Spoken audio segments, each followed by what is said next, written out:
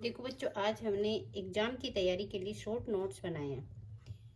Chapter 7, इसका नाम है निर्देशांक ज्यामिति। इसमें आपको दो तरह के सूत्र याद करने हैं, दूरी का सूत्र और विभाजन का सूत्र। दूरी का सूत्र जैसे दो बिंदुओं के बीच में दूरी याद करनी है। एक बिंदु को x1 y1, दूसरे बिंदु को x2 y2 मानेंगे और ये सूत्र हम याद कर लेंगे। √x2 माइनस x1 का square plus y2 minus y1 का स्क्वायर।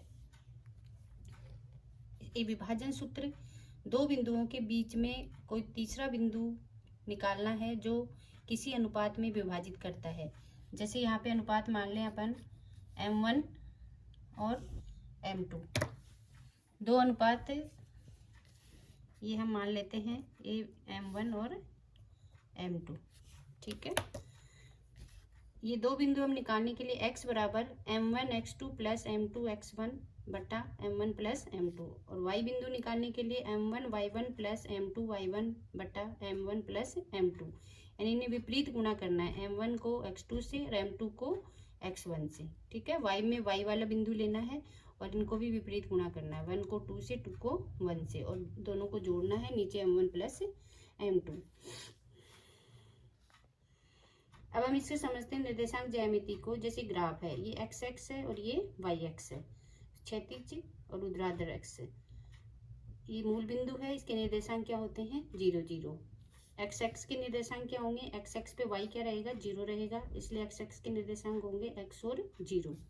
वाई एक्स के निर्देशांक, इसमें एक्स 0 रहेगा और वाई 0 और वाई होता है। अब एक उदाहरण से समझते हैं। जैसे दो बिंदु हैं ए और बी, इसमें ये x1 ये y1 ये x2 और ये y2। अपन दूरी का सूत्र, ये जो सूत्र है इसमें इस मान को रखेंगे और इस प्रकार से 8 में से 4 गए 4, ये माइनस माइनस प्लस 5 और 3 जोड़ के कितने हो गए 8, 8 का स्क्वायर 64, 16 64 जोड़ेंगे 80, 80 को अपन अभाज्य गुणनखंड करेंगे, दो दो के जोड़े बना के, 2 बाहर 2 दूनी 4 बाहर आ गए और √5 इसका आंसर हो गया। इसी क्वेश्चन से हम कोई अनुपात में विभाजित करते हैं, 3:1, ये m1 है m2 है और x और y निकालेंगे।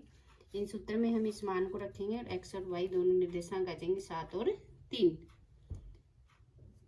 ठीक है बच्चों, आप इसे शॉर्ट में समझिए और इसी प्रकार के क्वेश्चन एग्जाम में आएंगे। धन्यवाद।